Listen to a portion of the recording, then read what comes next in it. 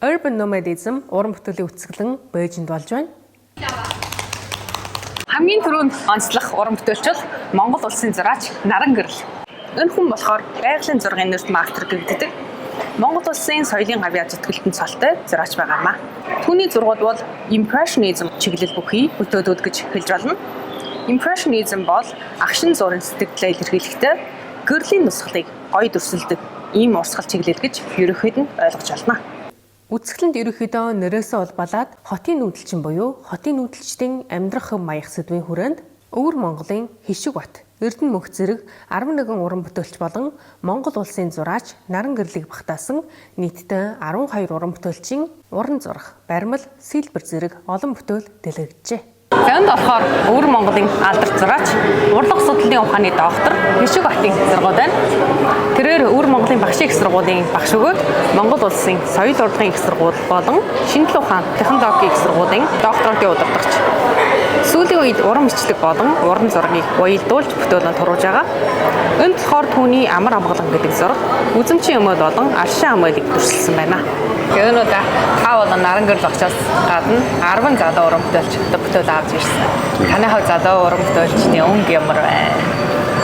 Энэ одоо юм шиг сургаан хөгжүүлэх гэдэг бол яг нэг талаараа бол тэр олон жилийн дараа үрчмээ өгдөг зүйл. Бидний энэ гол хэсэг багш шавын барилгатай ийм нэг олон хүмүүсийн хамтараа энэ одоо нийслэлийн жүжиглэн гаргаж байна. Та эдгээр хүмүүсийн бол шавнаг дүүнэрийн бол энэ нэг уран зурагт уран хайртай тэр сэтгэлийн сайн багтан өлмөдсөн. Яг одоо өндөр думдаан төгсөх үеэс нэхлээ миний гар дээр үрж ирсэн. Тэгээд одоо их сургууль магистр хамгаалаа, доктор сурж байгаа. Энэ явсан зарим нь одоо доктор хамгаалаа.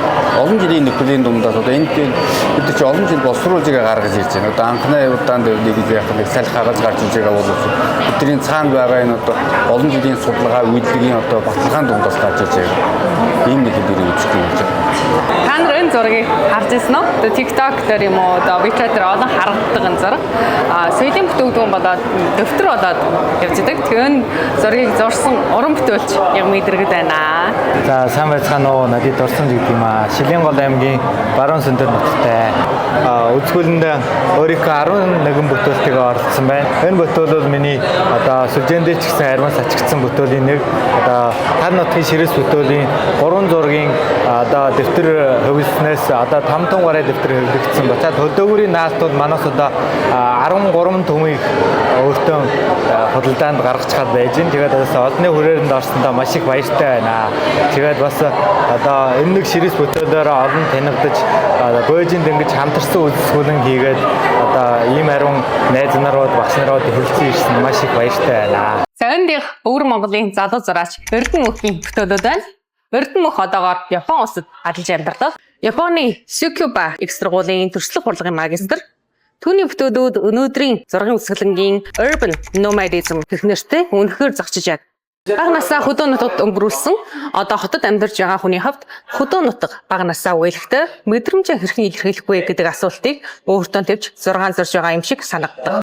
Жишээ нь энэ зураг нь цонхон дээр туссан борооны туслууд янз бүрийн хөө дүрс болж тондох. Хотод байгаа гэрээ сансан хүнд бол тэр нь хон мал, Монгол гэр, арал тэрэг болж харагдах гэх уран сэтгэмжээр зурсан юм байна. За мөн далай дээрх үйл өсгөл часна хон мэт харагдах. Фүжи уул хоноор дэлбэрэх гэх мэт ер нь бол сонирхолтой.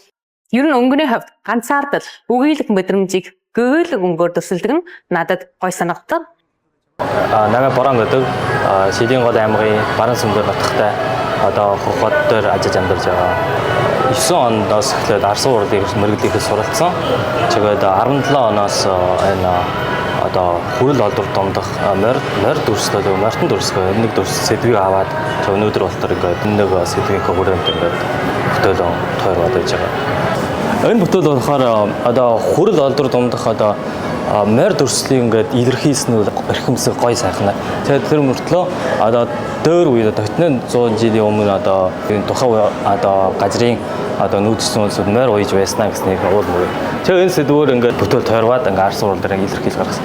Тэгээд энэнийх нь ар дээр нь одоо ингээд бас одоо хулан борьоос олдсон нэг далавчтай морь байсан. Тэрнээс ингээд санаа аваад ингээд далавчийн ингээд нэг Монгол дээр өвөр угуулж хавар угуулж энэ тэр нэг сэдвээр ингээд угуулж рууж ингээд хийсэн байж. Намайг бол халамж гэдэг сүнд оров шугаар тусахтай Өвөр Монголын их сургуулийн Монгол түүхийн салбараа төгссөн. Зургийн мэргэжил биш үү? Тийм. Одоо шошгож ураг гэж хэлж штэ. Энэ миний бүтээлийн хувьд бол одоо мөн ингэж Монгол амьд ахуйгаас ингэж сэдв авсан.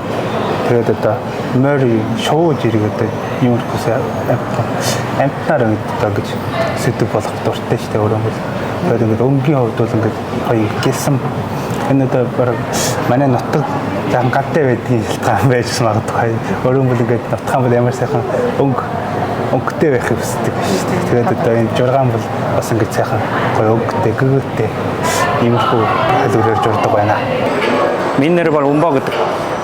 Өвөр Монголын урлагийн дэс сургуулийн багш. Өөрөө Монгол байрнад хоёж журдаг. Бүлэмтийн цагаад Монгол сэдвэрэн гэдэг тасны орж журдаг. За нади чинүн гэдэг болоод араарч шүү баян өндөр нутагтай, самар нутагтай. Өвөр Монголын багш их сургууль шуумал урлагийн мөрөглөөр төгсөж байна. Бүтээлний олонхын сэдвүүд нь өөрийн буян одоо төсөөлөн болж байгаа өөрийн буяа хийж гисгүү. Багасаа нь одоо бичиг хүчгийн төргөө нутгаасаа нь салж бас малчга нутагт байдаг майнтер нутагч. Тэгмээд нутгаасаа салаад бичиг соёлын мөрхөөгд одоо эрчим одоо яв тутам өөрийнхөө нутгаан сандаг ш тагын дүрс битлэг мөө юм дээрээс үч болгонд нутгаан сан чимээд одоо тэрхантэр яг нутагдан байдаг тэр нэг юм дүрс байдал орчроод байдаг чимээд одоо олонхын бүтээлүүд бүтэгдэж гарсан байна. Одоо ирүүн сонирхолтой бүтээлийг багтаасан энэ үзэгдэл нь 9 сарын 15 болтод үргэлжлэх болно.